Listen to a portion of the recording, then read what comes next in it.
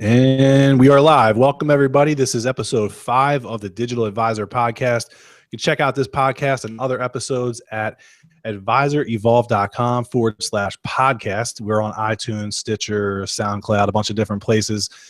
Today, we're talking about an interesting thing. I have on the show with me today a buddy of mine and a fellow digital agency owner, Matt Mederios from mattreport.com and slocumstudios.com. And today we're going to be talking a little bit about managing the customer expectation and kind of what all goes into some of the things that we do as agency owners on the back end, sort of what our day-to-day grind might look like, and also sort of how we kind of, what our struggles are as agency owners and kind of some of the things that go on behind the scenes that maybe our clients don't really understand, and kind of give you like a behind the scenes look at some of those things. But Matt, I appreciate you very much, man, for being on the show. Thank you very much, dude. Chris Linguini, it's a pleasure to be here. I knew that was coming. So it's funny, man, that, it's funny that we're doing this because so for everybody who's listening, so WordCamp Philly was, I guess probably about, I don't even know, maybe 3 months ago or something like that. And I saw Matt from across the room and I was like, Matt, what's up? And it took me like, I don't even know, 45 minutes to actually get a chance to talk to you because you're like the famous Don Juan of the WordPress space. Dude. There was like 600 people pulling you in every direction. I was like standing there like the third wheel, like, hey, Matt.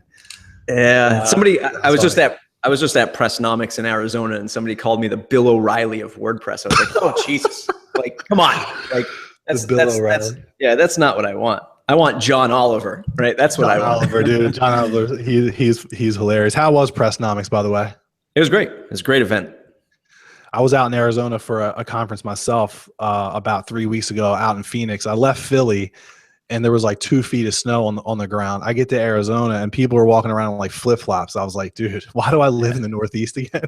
Yeah, it's amazing. The summers are brutal out there, but I'll take it, man. When when we're freezing, it's like 75 out there. So, but yeah, thanks again, man, for coming on. So one of the things I really wanted to kind of hit on, we both own sort of digital agencies. We both are in the kind of the client services grind, and my audience and my clientele are insurance agency owners, insurance producers, financial advisors, mortgage brokers, realtors, basically any person or business person that is sort of in an advisory type of role, hence the name Advisor Evolve. So that's kind of what I do, and I know that you work with a number of different people.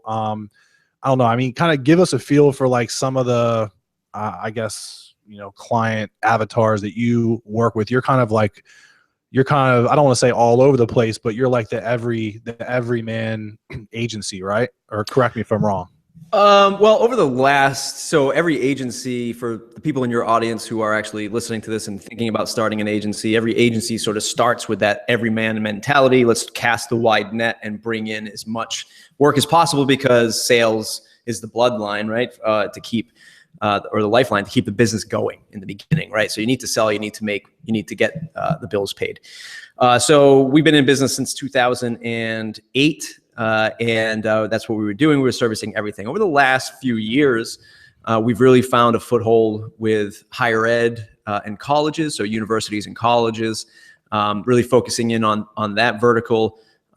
Traditional publishers, so traditional newspaper and magazine owners that are just getting onto the web, or folks who have been using sort of these archaic proprietary CMS systems that they've been locked into over the last decade, now realizing that, hey, WordPress licensing is free, so we are safe to not have to pay this annual $50,000, $60,000, $100,000 licensing fee, and really starting to invest into more creative and more development on WordPress side. And then B2B, right? So those are the 3 verticals: higher ed, traditional publishers, and B2B businesses. And that's what we've been focusing on over the last, I'd say, 1.5 to 2 years now.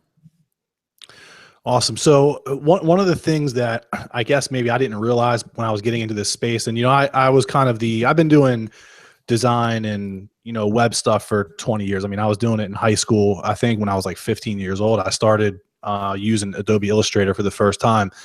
One of the things I guess I didn't really realize when I got into the space was you're not really necessarily in the business of web design, and when you're running an agency anyway, when you're doing what me and you are doing, and I've kind of learned this, I don't want to say the hard way, but maybe I wasn't expecting some of the service work or demand that I'm having now, but we're really not necessarily in the business of design. We're really like almost in a customer service type of industry. And like when I look around at some of the other players and other service providers that are not just in my niche, but in other niches as well, it seems like I don't know that like customers really understand that. Like, when someone comes to me and they're like, I need a new website, I'm an insurance agency owner, our website is not very good. I look at their current website and I'm like, sometimes it's not that bad. And I'm like, well, why are you leaving your current provider? And a lot of the times it's like, because the service is not good or whatever. So why I'm saying that is because like I look around at some of the other, like you have like the WP Site Cares and the WP Curves of the world that are literally charging, whatever, $75 to $100 and some a month just for customer support, let alone like what I'm doing where it's customer support and, your design and, consulting and stuff like that. So I guess if I had to do it all over again, maybe I would probably choose maybe a different pricing model or whatever. But what are some of the things I guess that you see, or maybe that you struggle with? Like I struggle with like kind of setting the customer expectation. Like I find myself breaking my own rules a lot of the times. Like for example, we're not really in the business of copywriting. But I find myself pretty much every week helping somebody create a page or write out a couple of paragraphs of content. And really that's not what our model is. But can you speak to that? Like what are some of the things that maybe like, I'm half asking you for just because I want to know, but also like to get some free advice from you as well. Yeah. So if you follow me on Twitter, I do these every now and again. I'll do these tweet storms, these tweet rants from internet marketers, right? So I see these internet marketers all over my Facebook feed intentionally because I love to click on internet marketing landing pages because I love to just look at them and say, this is absolute and utter crap. I cannot believe somebody is trying to promote this type of service, right? So the big thing that we always see is build a 6-figure business doing XYZ. And I've got this new sort of running joke lately that I've been saying is, hey, I've built a 6-figure business teaching people how to use the internet. It's called designing websites, right? Because just like what you've said is folks come to us and they say, we need a website. And what we end up doing is teaching them all about building a platform, growing an audience, great copywriting. We become technologists because they don't know where their domain records are. They don't know who has them. They don't know where their hosting is. They don't even know who they're paying. And they come to us and they say, fix this for me, right? So this is specifically why, and I hope I don't get angry comments from your listeners, but specifically, they're all nice people. We pulled out of more of the small business client because in a custom agency scenario, we have a team of people ready to engage on this product or project.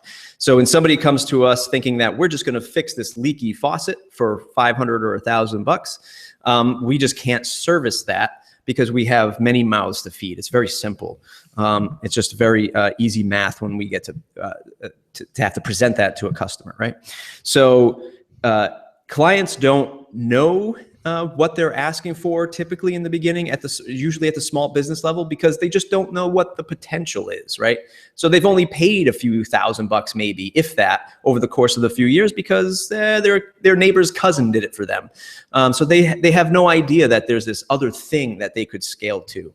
And some clients shouldn't even be thinking about that because they're still trying to figure out how to run their brick and mortar business, right? They're still trying to figure out how to get more clients, how to hire a new secretary, how to connect with an accountant, doing all these things. And you and I come in knowing how to do all this stuff on the web. And we're like, you too could grow an email list and grow your business online to $1 million, right? So we've specifically focused on folks who sort of get this technology now. Mm-hmm. But that being said, setting the expectation early is super important. You mentioned sort of in your monologue there that you wish you had maybe started at maybe a higher price point, to begin with. And that's cool. There's a buzzword going on right now called productized service. That is taking sort of these custom aspects of an agency and putting them in a sort of a package, right? And to me, I am sort of, a little off and on about that. I think it's really just a way to talk about a starting price, unless you have something that's so hyper-focused. But every customer needs something different. Every customer wants a different type of audience or customer. Therefore, it introduces just new stuff, right, that have to come into a project that the last customer didn't need, right? So we're always building that 20% different for the next client, but that 20% is usually the hardest because it's so unique to that situation. Yeah. I think that getting customers to understand the value of having you as an advisor, right, to their business is extremely important. And look, I grew up in car sales. So when I come into a pre-sales meeting or a cold email and they just want to talk about numbers, the biggest thing that I do, the biggest piece of advice that I can give to you and I can give to even people listening to this who want to hire a designer or an agency, or even you, for instance, is we have an onboarding document, right? We have this document called the belief document. These are the things that we believe in as an agency. Now, we're a family-owned business, right? A lot of our clients are not family-owned businesses anymore. Sure. Like I said, they're universities and publishers. But in the beginning, I still think it's valuable, right, to tell somebody that we're a family-owned business. Other people might look at that and say, I don't want to deal with you. I want to deal with board of directors, sort of traditional executive style business. And that's totally fine. Those are the customers we probably don't want to work with. But in this belief document, we talk about our process. We talk about what we believe in. We talk about how we are going to handle the project. And we try to convey as best as possible as we know best in this project. On the flip side, I know you're paying me, right? So, somebody the other day did an introduction, and to me, another agency, a larger agency, they mistakenly called me Mike, right? So instead of Matt, they called me Mike. So they introduced me to the client, and they say, hey, this is Mike.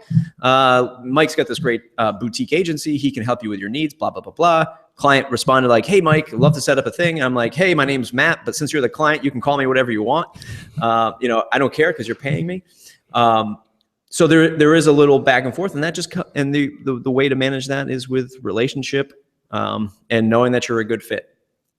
Again, you probably know this from selling insurance for quite some time, and me from car sales. Instinctively when that customer is not going to be a good fit, right? By the questions that they're asking, when they're just putting money and they want to know what the price is before they know what the value is. Exactly. You immediately know that there's going to be a problem there, right? Yeah. And you just need to express that as quickly as possible, right?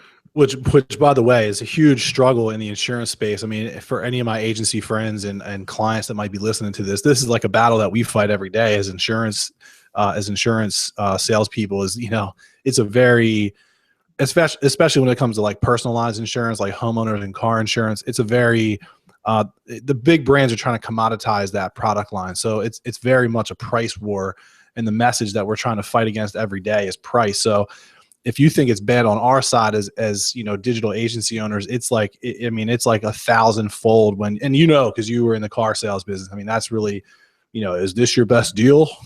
Like people are always trying to haggle, and not that people haggle with insurance, but that's what it is. People want to look at the rate before they look at, the coverage and the people behind the company and stuff like that. But I want to also loop back on something else you said, which was, like the productizing model, which I kind of lend myself to that a little bit with Advisor Evolved and some of the other projects that I'm working on. I think where that model has the edge in the traditional, over a traditional freelance model, where you basically charge somebody a large deposit, you go through a milestone process. It takes like 6 months to a year to launch a website because you're giving the client too much creative freedom. They don't know what they want. I kind of flipped that model upside down and said, I'm going to like remove all of those decisions from the process and kind of package this up. And really that's beneficial for the client in my mind, especially for the type of the customer that I'm working with, which is an insurance agency owner. The fact is, like, they need to have somebody there kind of like on staff, not necessarily that I'm like in their agency, but when they're paying a monthly recurring, support and maintenance fee, I'm going to be there to help them if they have a question. Whereas like a freelancer, once they deliver the project, we're in the freelance space. I'm not trying to paint us all with a broad brush, but there's some freelancers that just disappear. It's like, if you need to make a change or you have a question, they want to sometimes maybe nickel and dime you for that. So I kind of am a fan of like the productized model. And I know that's like you said, a buzzword, but yeah, I don't know. I think it's worked out pretty well for myself and our clients. But like you were saying before, like, it's not me just offering a website. It's customer support. It's almost like I'm an insurance agent all over again. Like, we don't just sell insurance. Like, we're counselors, we're problem solvers, we're like this, that, and the third. And we don't get really paid for all that, So it's like, it's finding that balance between what you're offering, what you're pricing it at, and like what they expect from you, Yeah. So let me just speak about the price, right? So you mentioned that, hey, the insurance world is particularly, looking to get a price. Here's what it's going to cost me to do this website. And I think that as digital agencies like ourselves, especially in the WordPress space, where there are so many well-developed themes and plugins, that realistically one would think, hey, this should be pretty easy, right? This should be pretty easy. And I totally agree that when a customer comes to us with a hard price, you simply have to get those expectations hammered down as best as possible. So for example, somebody comes to you and says, I want a $1,000 website. If that's what an insurance agency thinks that they should pay, that's totally fine. But here's how we are going to achieve a $1,000 website. And we can only do a $1,000 website this way, right? With these components that we're taking off the shelf and putting down in front of you, right? So just like you go and you look at a car, just for even numbers, it's a $10,000 car. A customer doesn't go in and say, is that your best price? Yes, $10,000. Okay, can I get that with a turbocharged engine? No, but you can't. Right? It just doesn't well, what about like some kind of custom like lamb skin seating? No, this is it. You have to take it as is, right? But in the digital world, like, those lines don't exist, right? People go, well, you're just pushing pixels and you're spending some time like doing that, but it's so easy. Like, can't you just add this stuff on top? And it's just getting that stuff out there as best as possible. Understanding that some folks won't accept that as an answer and others will, and that's perfectly fine. The thing about productized service is eventually the customer is going to hopefully scale beyond what those minimum requirements are, right? So as an agency yourself, this is why I like to say that, I'm sort of iffy on productized service as the buzzword, because I just think it's really a great way to say, this is our starting price, and then it goes up from here. And when it goes up from there, it could be anything else that they need. So all of a sudden they hire a second marketing person for their website, and now you need to manage 2 people, and they have bigger and better marketing ambitions. So how do you manage that? So all these little custom pieces come in. That's a good scenario to be in, because now you can scale your service a little bit more, right? So I say that because I think in the digital world, if you spent, let's say your service is $200 a month, and you're really just trying to cram everything in there, you potentially could have sold that business on a, whatever, $30,000 retainer, right? For the year, right? And you could be doing a lot more for them and producing more revenue for yourself, right? So that's just the inside baseball for the agency owner versus, the person, the insurance agent coming in to buy a website. I hope that answers those sort of 2 questions. Yeah, no, definitely. Yeah. And that's the thing, is like, one of the things that I need to be better at, outside, I guess, like I do it to myself, cause I'm the type of person that's hard for me to say no to people. Unfortunately, I wish I had a little bit more of an edge to me, but I definitely need to do a better job of, I guess, setting the expectation up front, based on what my pricing is. In the way that we price our plans, we have two plans as we sit here today. There's two plans. One of them is $150 a month. The other one is $250 a month. And for an insurance agency owner, $150 is basically the amount of commission that you make on selling like one auto insurance policy in a month. So it's a very low, in the grand scheme of things, kind of compared to their model or whatever, to their payout, it's a very low price for an insurance agency owner. And I'm not that I want to be like the bargain price, because there's certainly I'm not the cheapest in town. I mean, there's other companies, other competitors that are less than me, but I definitely have to set a better expectation with, what we're going to do. Like, I'll be at home answering support questions on Facebook Messenger at like 11:30 at night. You know what I mean? It's like, I need to do a better job of maybe cutting that off and saying, hey, like, if you need help, go to our support forum. Yeah. Yeah. I mean, that's a lesson that I learned early on. And, that we have clients that we have some nonprofit clients that are like organizations. So they're a CIO organization, right? So chief information officers, sort of like a Rotarian group or something like that, but for CIOs. But so they're all sort of these, they all have day jobs. They're all literally CIOs, right? Or at least Sure. in that realm. So they meet sort of, after hours and, and they want to have like phone calls at 7 o'clock at night. And it's just like, it's not going to happen, right? It's not going to happen unless I've been burned so many times.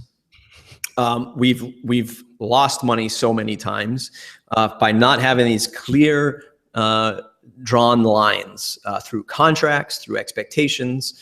Some of my best customers, I have literally fired through email, written them leagues of text telling them that this is not working out for us anymore. We're going to have to let you go because it's just you are using us too much for the amount of money that you pay us, right?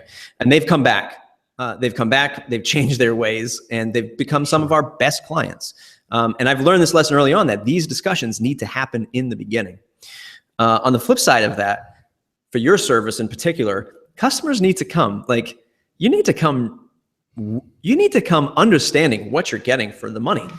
Look at $200 a month, let's say on average, to have somebody who is there answering all of your technological and digital questions is effing unheard of. You couldn't hire an intern.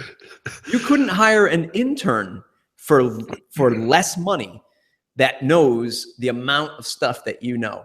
So if you come in thinking like, oh my God, $200 a month, GoDaddy says it's only $10 for the entire year. Well, then go to GoDaddy, right? And then let me know what happens when they say, I don't help you with your Facebook. How do you connect your Facebook to your website? We don't handle that. Or if you do, you get thrown into some kind of overseas call center and you're just like blowing your mind, right? Just trying to figure out how to get this stuff done. So,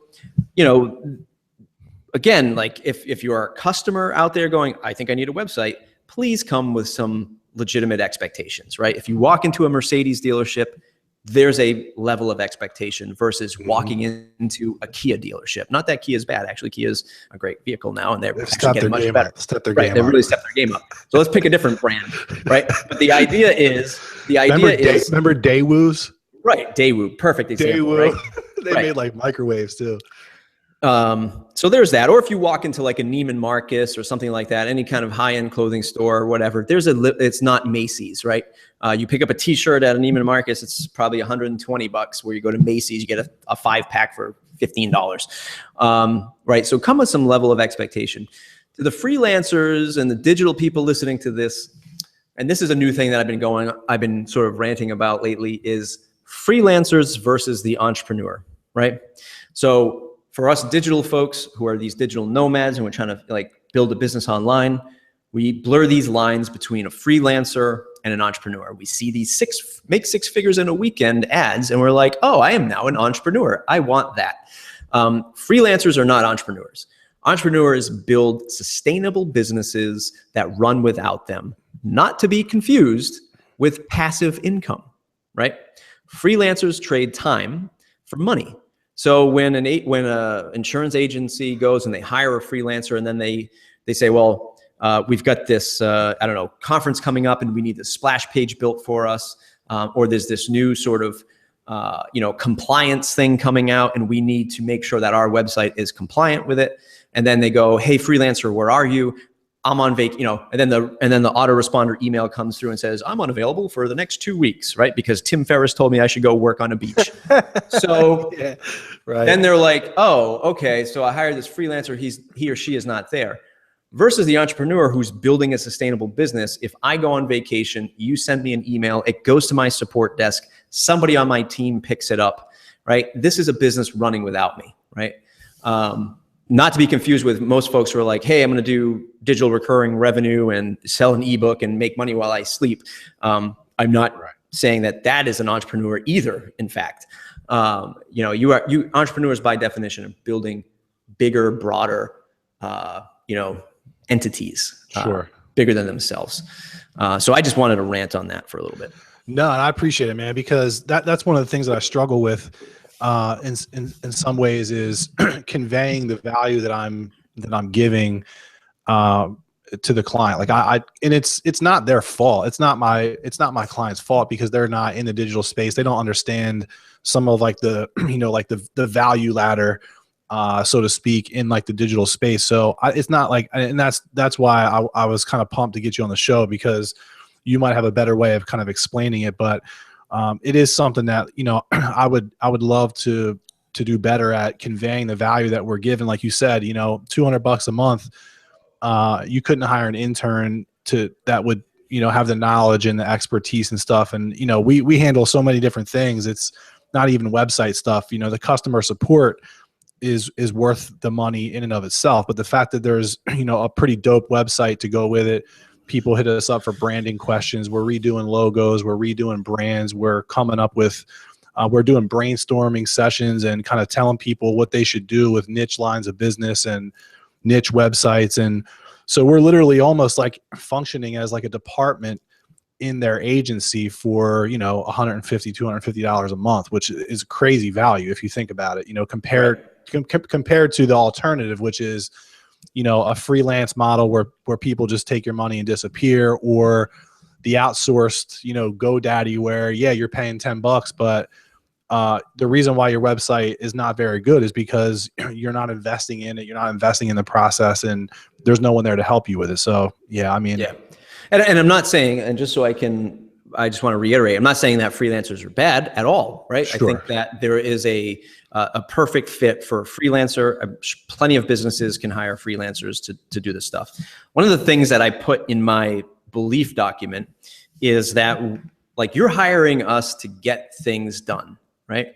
So you come to us with a plan, a project deadline, and your marketing team needs this launch by X date. I and my team are going to get you there by that date, right? If that's the date you want, here's how we're going to get there. So if you start introducing everyone's favorite word, scope creep, I'm going to tell you that is not part of the plan, because we need to get across that bridge. Mm-hmm. That's the mission. And that's what you hired us for. So we make it really clear that that's our first objective first. Like, that's our strength before anything, is to devise a plan to get you to that goal, right? Not design and development and WordPress knowledge, or even like business acuity in the sense. It's saying that we're going to get you right there, and here's the best plan to get you there. I think where a lot of this stuff falls through the cracks with small agencies or the freelancer and the small business owner is, one of the things is, you and I, and folks like you and I, forget that these people started their business just like we did, a majority of them, right? They woke up one day and they said, you know what? I'm going to start an insurance agency. I'm going to start a restaurant. I'm going to start a small law practice, right? These are people who, I feel like people who are business builders are also creative at the same time, right? They have to be. Right? They have to create and be creative on ways to devise, how do I get out of my day job and build this business? How do I get out of my situation and build a business? So they're instinctively creative. I think anybody who's building a business is. So that said, it's unfair for us to be so, I don't know, the only word that comes to mind right now is aggravated when they come to us and they say, you know what, I like this color blue better. And we're like, no, we've built 1,000 sites and we know which blue works best in this situation, right? Or copy or, layout and stuff like that. So in one sense, I sort of sympathize with them and say, look, I understand you're creative. You started your own business. At one point, you were printing your own business cards, and you still might be printing your own business cards. I get it. But now you're in a different league. You're leveling up. Trust us to launch this, right? So there's one little sort of rant. The second rant in all of this as well is, and especially in software, especially if somebody comes to you and says, we need to build a landing page for lead generation, and those emails need to do X, Y, Z. And when they get into like an automated system, blah, blah, blah. Or there's some custom feature of a website, whatever it is. It's very important for customers to understand, and this goes back to their expectation, that this stuff is never done, right? It's never done. It's never 100%. Nothing is. The government isn't 100%. Paying your taxes is never 100%. Seriously. Right? Nothing is ever 100%. So for them to come to us and say, give me exact dollar amount, impossible. Because exactly. There will be conversations to be had. There is an innate game of telephone that goes on. So you tell me what you're looking for, and that gets translated differently to me and then down to my team. So there needs to be some margin to breathe within any of this stuff. Nothing is perfect. So to expect that, your custom website or custom app is going to be perfect right in phase one, it's just unheard of. And having that conversation with clients so that they understand that is super important. Yeah, no doubt. And that's one of the things that, I've tried to I need to do a better job of, because there's been situations where, we have people sign up, and the way that we sort of operate is we have, like a menu of themes that we have custom built in-house that they can pick from. And we do that for a couple of reasons. Number one, it's a much more turnkey type of process where they can kind of pick the design they want. We install it, set everything up. We literally hand them, a finished site, or as finished as it can be, based on the content that we migrated over and stuff like that.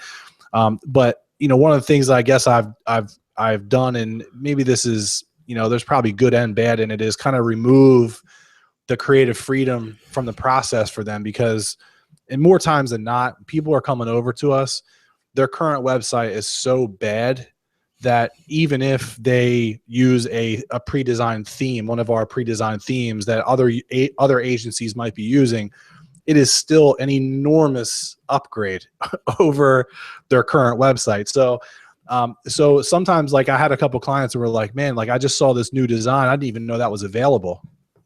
And I'm like, no, it wasn't available when you signed up with us like 6 months ago. And so I think a couple people have been like maybe miffed about that. But the other side of it is that, they're paying $150 a month, and we turned their site around in 20 days. You know what I mean? So it's like, you gotta, like, I guess, decide what how you want it and how much you want to spend and that kind of thing. Right. And that's what I was saying before, like, come with that expectation. Like, you want $1,000 website. I don't know. If you want $1,000 website, realistically, if it takes you 1 week, Chris Linguini, if it takes you 40 hours to build this website, right? Let's just say if you're in front of a customer and I'm only charging you $1,000, what, like, how many dollars per hour is that?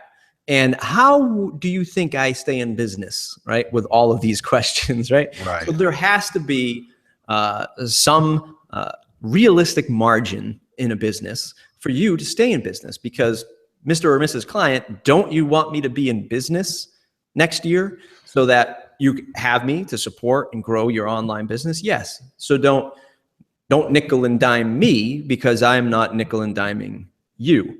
Right. One of the things that I show in a chart, or not in a chart, but in my slides when I present to a customer, is a dollar bill. And in that dollar bill, I show 50% of my costs go to salary, right? So for every 50 cents in a dollar, I'm paying people to do the work, right? 20%, or excuse me, 30% goes to overhead, right? I've got business expenses just like you. Just because I operate on the internet doesn't mean I don't. Sure. I pay taxes and health insurance and all that fun stuff, just like every other business. And then 20% of it, I try to reinvest into the business. Like 20%, I am trying to say, this is my profit. So I'm going to make 20 cents on every dollar that you spend with me. Exactly. So I have a chart that shows my rate of $150 an hour, which is not expensive in the world of agencies. So the more you take away from that, the less that I can service you, right? The less chance there is for me to be in business. Exactly. Right? So again, we try to, there are a lot of agencies that are out there, big agencies, and even medium-sized and boutique agencies like me, that give you a, phone book of requirements, an outline, and like all legalese stuff. Like, here's all the stuff that we're going to do. I don't like that because I don't like, my brain melts and I don't get it. I just like to have those conversations up front. And when I feel things are going off kilter, I say, let's reconvene. Let's get our expectations back down again. Right. So that was just another rant.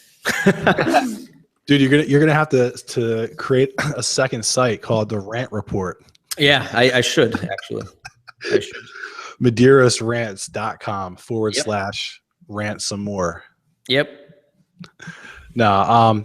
So yeah. So if you had to, I guess, give a digital agency a couple words of advice, and also a customer a couple words of, like, what is one thing that you would tell an agency or digital agency, hey, like, this is what as it relates to like the customer expectation thing? Is it a contract? Is it,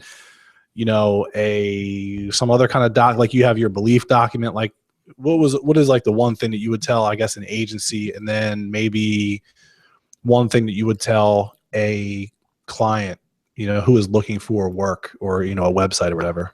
Yeah. The best piece of advice that I can give that answers it for both sides of the fence is, what is your version 1 look like, right? What does that version 1 of your new website, of your new landing page, of your new marketing campaign, what does that look like? And what are the goals for that? Because too often we get excited building a new project, the client's excited about a new project, and then it's like, hey, let's do all these things, and then we can turn it into a mobile app, and then we can scan like QR codes. Like, who the hell does that anymore? So they come in with all of this stuff, but they have no sense of how to get to the first version of that, whatever it is. So I think it's super important that the client has an expectation of, hey, what's an acceptable version 1? Because while we're sitting here spinning our wheels on the favorite color blue, we could have launched a website, right? We could have signed up to Chris's service. We could have just picked his template and gone with it, and then iterated on top of that afterwards. The same thing goes for creative agencies. They start seeing the expectation. Sometimes we get too creative, right? And we don't realize that, hey, a theme could be great for this client, and let's just use this theme, or let's use this layout that we've used in the past. So even we get sort of wrapped up sometimes, especially in like functionality stuff of things that we can do. So what does your version 1 look like, and how do you get there? Yeah, no doubt, man. That's good stuff. Well, dude, I know that you have a lot of stuff going on. I'm gonna cut this one off, but tell me where, and tell the people that are listening, where they can find you. I know mattreport.com is a big thing for you. Like, what are you doing over on the Matt Report these days? So right now, like every other person running 50 million digital agency things, I'm just trying to talk about WordPress and the business of WordPress on mattreport.com. I get into a lot of this stuff. I get into a lot of stuff, talking about client stuff like this, and for the client in some sense. One of the recent posts that I wrote that sort of made some splashes was that WordPress is not easy, right? For small businesses to go at it alone. There's so much learning to do. I saw that. It's not either. Right. And even for you and I, right, to keep up with all of this stuff, right? So I hope I speak for, the people using WordPress and for the people who are building WordPress alike. I try to meet that middle ground. So that's what I do at mattreport.com, and you can check me out there. You can follow me at Matt Mederios on Twitter if you want these direct rants. And then Slocum Studio is my WordPress digital agency. Awesome, dude. Well, I appreciate it very much, man. And anybody who's listening, check Matt out, mattreport.com, slocumstudio.com. Is it studio or studios? Studio, slocumstudio.com. And dude, thanks for taking the time. I think, what we're talking about here is definitely an important thing, not just for, an agency, somebody who's running an agency, but also, obviously the client and making sure that, they feel like they're getting value and we feel like we're getting value. And yeah, it's just something that I'm glad that we were able to chat about. So this is episode 5 of the Digital Advisor podcast with Matt Mederios. And thanks again, bro. I appreciate you very much for coming on. No problem, man. Thanks for having me. All right, man. Thank you.